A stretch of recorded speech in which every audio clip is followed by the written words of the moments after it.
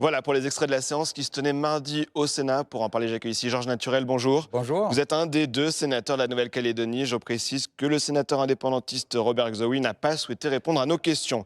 Que dire de ce projet de loi adopté en séance mardi, vote solennel le mardi prochain? Le gouvernement propose d'ouvrir le droit de vote aux personnes ayant au moins 10 ans de résidence en Nouvelle-Calédonie.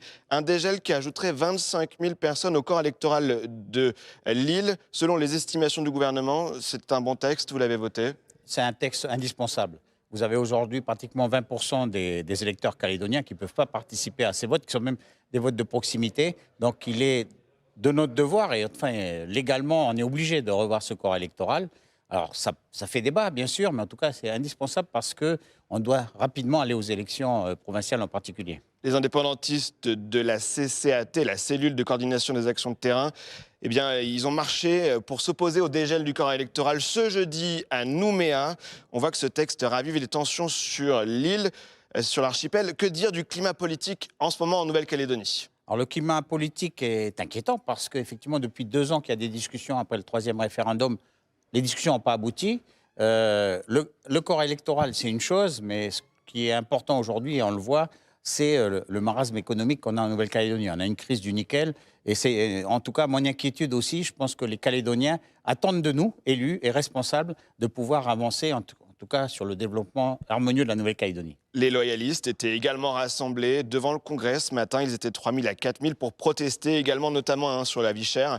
L'ancienne ministre Sonia Backes a dit « Je vais leur dire à eux, les indépendantistes, on a été gentils, trop gentils, mais c'est terminé, on est là maintenant, on va plus se laisser faire ». Quel était l'objectif de cette manifestation qui se tenait également ce matin? Alors c'est une manifestation par rapport aux positions en particulier du président du gouvernement sur le pacte nickel qui est indispensable. Enfin, on a une crise énorme du nickel aujourd'hui. L'État veut nous aider, donc il va bien falloir à un moment donné le signer. Ça traîne. Bruno Le Maire souhaitait qu'il soit signé avant la fin du mois, ce ne sera pas le cas. Donc il y a urgence en fait pour signer ce pacte nickel. Qu'est-ce que vous pensez des propos de l'ancienne ministre Sonia Backes? On a été trop gentils.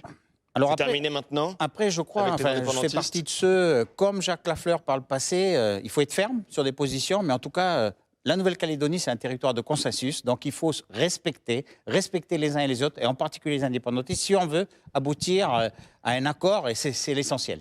Pour revenir au texte examiné par le Sénat mardi, les socialistes ont expliqué « Avec ce texte, vous êtes en rupture totale avec les méthodes initiées par les accords de Matignon puis de Nouméa qui se basent d'abord sur un accord politique local avant de faire intervenir le législateur. Ce gouvernement enchaîne les fautes », a lancé la sénatrice socialiste Corinne Narassiguin qui estime qu'il n'y a pas d'urgence institutionnelle à faire évoluer le corps électoral. Qu'est-ce que vous en pensez? Ah non, le corps électoral, il est indispensable à faire évoluer. On ne peut pas tenir des élections provinciales aujourd'hui sans évolution du corps électoral, parce que de toute façon, il sera remis en cause. Donc il faut le faire, c'est indispensable. D'abord parce que aussi, beaucoup de nos élus sont déjà en campagne électorale pour les provinciales, et c'est ce qui limite l'accord actuellement. Donc il faut à tout prix dégeler ce corps électoral. Bien sûr qu'il faut tout faire pour qu'il y ait un accord, mais on le voit depuis 2 ans et demi qu'il y a des discussions sous l'égide du gouvernement aujourd'hui. Eh bien, on est dans le mur et l'accord est toujours pas là. Donc il faudra, je fais partie de ceux qui militent pour qu'on arrive à trouver cet accord. Oui, vous faites partie de cela. On a entendu aussi le centriste Philippe Bonnecarrère. Il a dit « Nous avons besoin d'une initiative politique pour favoriser un accord. Faisant écho aux demandes de médiation des mouvements indépendantistes, le Sénat aura son rôle à jouer pour mettre tout le monde autour de la table. » Vous, c'est ce que vous avez dit. Quel rôle le Sénat peut-il avoir? Effectivement, je crois qu'on a en plus... D'abord, on a un président qui est très attaché à la Nouvelle-Calédonie. Il suit le dossier, je peux vous le dire, je ne dis pas heure par heure, mais régulièrement, je le tiens informé de la situation en Nouvelle-Calédonie. Emmanuel Macron? Non, le président du Sénat, pardon. D'accord. Je parle du président du Sénat. Et mes collègues des Républicains aussi sont attachés à la Nouvelle-Calédonie. On a aujourd'hui un groupe de contact qui est présidé par Gérard Larcher, qu'on a toujours pas mis en place parce que Gérald Darmanin n'a jamais eu le temps de venir nous voir pour nous présenter la situation. En tout cas, moi, je milite pour qu'effectivement, ce soit ce groupe de contact, peut-être, qui reprenne la main sur le dossier calédonien. Eh bien, on a entendu votre message. Merci beaucoup, Monsieur Naturel, d'être venu au micro de Public Sénat. Je vous remercie.